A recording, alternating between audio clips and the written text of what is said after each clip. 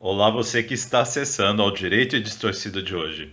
O meu nome é Michel, é um prazer tê-lo aqui comigo neste momento. Agradeço ao seu like e a sua inscrição no canal e também o carinho de você estar assistindo a este vídeo com atenção e espero que seja de grande proveito aí nas suas reflexões no seu dia a dia. Hoje eu gostaria de falar sobre alguns temas que aparentemente são esparsos, todavia estão bem coligados. Já repararam como nós temos uma maquinaria estatal que se baseia na abstração de vários entes que parecem ser absolutamente bonecos ou títeres? Por exemplo, quando você fala o Estado, quando você fala o governo, quando você fala a federação e etc, etc, etc. Afinal de contas, parece que se transformaram em grandes seres feitos de algum material de fábula, sabe-se lá o que, não é? Enfim. E é uma maquinaria de gente e que lida com gente a toda hora. Mas o grande problema é como nós, seres particularizados, lidamos com seres absolutos e com tendências absolutizantes. E ainda, nessa tendência de absolutização e generalização dessas instituições, dessas máquinas criadas para governar e manter a ordem, como é que eu faço para que essas máquinas não se tornem seres absolutamente predatórios por conta de um autofuncionamento desumanizado na frialdade da técnica e da máquina? E ainda, como impedir que um pequeno grupo de pessoas que está dentro dessa máquina ou sobre essa máquina, depende da visão que você queira ter de como funciona isso, como esse pequeno grupo não vai usar em benefício próprio, predando o resto da sociedade ou grupos da sociedade, que é o que mais vemos acontecendo no Brasil. Milhões e bilhões de reais sendo usurpados por uma pessoa. Eu até entenderia se esse dinheiro fosse para comprar a vida eterna, sinceramente. Mas o sujeito não adquire a vida eterna, não vai durar para sempre. Então, ele só vai, no máximo, ali ter uma vida com muitos prazeres, muito luxo. Mas sabe aquela história? Depois de ter muito dinheiro, há sempre algo além, que é o poder.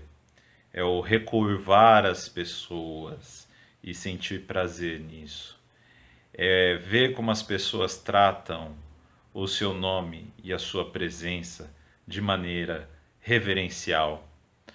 E hoje, falando de reverência, de terror e de medo, eu gostaria de dar a vocês um título muito interessante, um livro, para que vocês possam ler aí nas horas vagas. É muito prazeroso e muito instrutivo. Este aqui, Medo, Reverência e Terror, do Ginsburg. Ele é um livro muito interessante porque ele fala da relação desses termos, desses conceitos, e o que eu acho interessante dele é ele citar uma teoria do Abe Warburg que se chama Pathosformel, que seria a teoria das formas da paixão, das formas motivacionais, emocionais, motivacionais, como você foi traduzir ali do alemão. Enfim, haveria certas formas de expressão que são capazes de congregar e condensar uma carga de significação muito forte, que atuam sobre as mentes das pessoas, gerando instantaneamente um tipo de emoção. Eis a teoria do Pathosformel.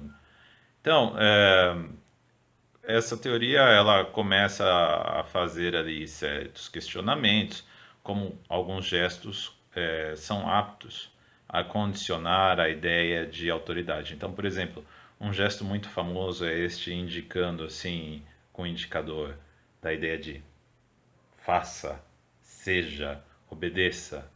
Aí outros gestos assim, oh, né, para exaltar as emoções. Vocês sabem, quem fazia esse tipo de coisa era o Hitler. Nos primeiros filmes dele e nos subsequentes, as câmeras eram organizadas para captar a imagem dele de baixo para cima, de tal forma que ele parecia maior e a expressão era mais dramática. E aquele filme muito clássico, O Triunfo da Vontade, é um exemplo muito grande da utilização da imagem para dar a ideia de poder irresistível, na verdade. Tem uma ilustração nesse livro do Ginsburg que é bem interessante. Essa ilustração, ela é do Lord Kitchener, foi feita em 1914. Ele estava conclamando os homens a se juntarem ao exército. É notório como ele tem essa expressão do dedo apontando, o olhar altivo, direto e reto adiante. Essa imagem, ela evoca esse pathos formel, essa capacidade do gesto condensar emoções, ordens. Então, meus caros, muitas vezes, de forma inconsciente e seguindo o hábito, nós podemos cair na sedução de nos levarmos pela imagem, pelo filme, pela presença encantadora, pela aparência dos símbolos de autoridade que estão junto ali. Já discuti sobre essa questão do símbolo, do poder e da autoridade. E isso é muito perigoso.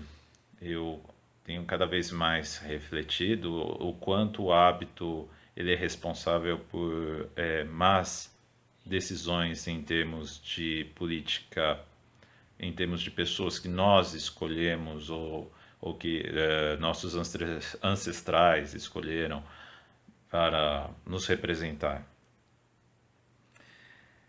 É preciso desnudar a autoridade, despila de todos os símbolos e encontrar a humanidade que está por trás daquele homem ou mulher que querem representar o poder, ou ter o poder, ou desempenhar o poder. Isso é difícil. Então, não sejam reverentes. Não tenham medo. Não se deixem levar por terror. Isso é o que é esperado de nós quando querem abusar de nós com o terror, a reverência e o medo. Não devemos ter medo de nada, porque o que pode acontecer de maior é nós morrermos. E se morremos, ou acaba tudo, e aí lá se foi o sofrimento, ou na melhor das hipóteses, há algo depois disso, então você saiu na vantagem. Essa é uma atitude que eu já tenho há alguns anos na minha vida, ajudou muito a me despedir de muitos medos. A outra é imaginar que todo mundo é a mesma coisa, basicamente.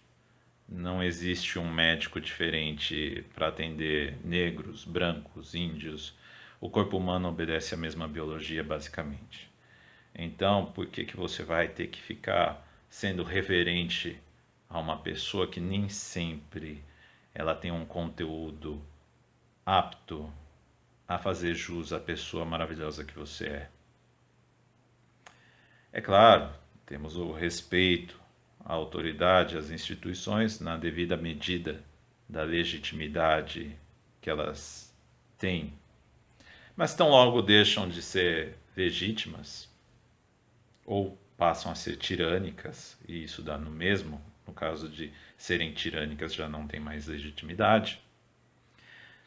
Creio que já é hora, nesse momento, de nos questionarmos se não seria o caso de elas deixarem de ocupar o lugar que estão ocupando e desfrutarem das benesses que lhes são concedidas nesse cargo, no desempenho dessa função. Veja, nós vivemos de uma forma que queremos o melhor para nós. Se você tem aí uma doença e quer se tratar, você gostaria de passar pelo melhor médico, pelo melhor profissional. Eu não entendo até hoje por que eu tenho que me contentar em ser representado por uma pessoa que não é a melhor em termos de conhecimento político, social e etc. Ok, temos aquele velho problema de representatividade. Como é que aquela pessoa representará necessariamente a todos nós? Mas, por outro lado, temos o desejo de sermos governados pelo melhor, ou seja, aquele que dispõe do melhor conhecimento e da melhor prática. É lamentável, é lamentável. Procuramos os melhores médicos dentro da medida do que nossos bolsos podem pagar. Procuramos os melhores engenheiros e arquitetos que podem construir nossas casas, porque temos que nos contentar com profissionais medianos ou péssimos no desempenho das funções públicas. Porque eu devo me contentar com um político que não tem um conhecimento digno desse povo que nós somos. E ainda por cima, corrupto, descarado. Veja, tudo isso acontece porque muitas vezes nós vivemos de uma forma tímida, reverente, ou sob o medo, ou sob o terror. E ainda temos medo dessa grande máquina abstrata, comedora de seres humanos, que os estados têm se tornado. Meus caros, é preciso achar um meio de humanizar cada vez mais e mais essa grande maquinaria que são as instituições.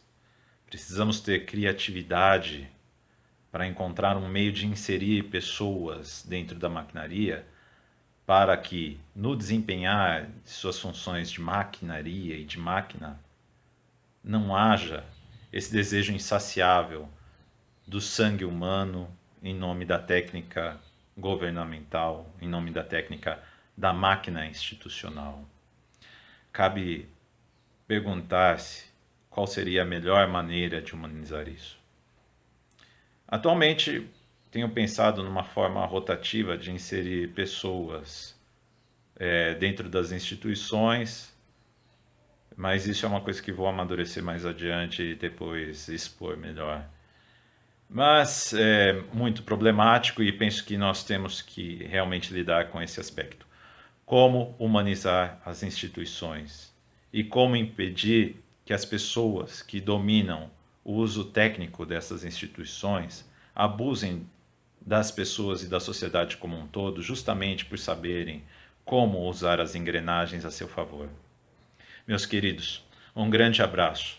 Não sejam reverentes e temerosos. Vão adiante e busquem a humanidade no rosto dos outros, do próximo. Vocês são humanos e são merecedores do melhor. Então nós devemos cada vez mais buscar a nossa humanidade e não nos separarmos com medo da timidez, com medo do outro que não quer se unir conosco pelo aspecto de terror, ou exatamente pelo aspecto da timidez que eu disse. Precisamos ter esse encorajamento mútuo e voltar a nos unirmos enquanto pessoas na sociedade, porque a nossa sociedade brasileira ficou muito polarizada e muito fragmentada com os últimos eventos pelos quais temos passado. E somente o entusiasmo contagiante poderá realmente gerar essa cola social que precisamos ter para desenvolver solidariedade e uma postura de inovação e criatividade.